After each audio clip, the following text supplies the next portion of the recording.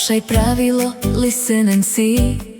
Sa and these we say from differently. Sa posla it is from work. Sa vežbe it is from training.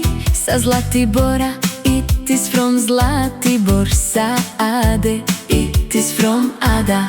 Sa posla it is from work.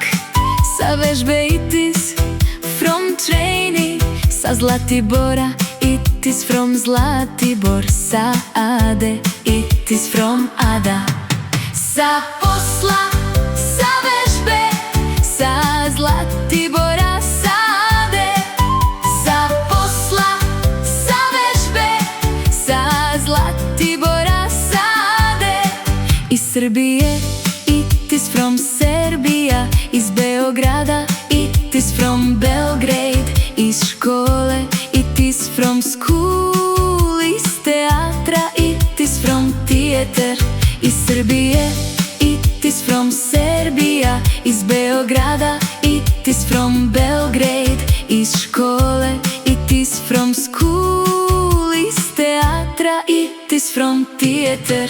Iz Srbije, iz Beograda, iz škole, iz teatra. Iz Srbije, iz Beograda, iz škole, iz teatra. Remember and remember now. Now we learn the return way. If you went with who before, is returns you through the door.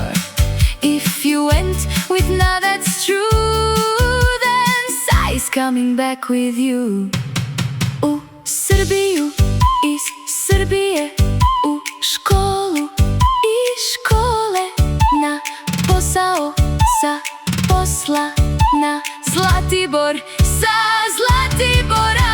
Sa posla, sa vežbe, sa Zlatibora.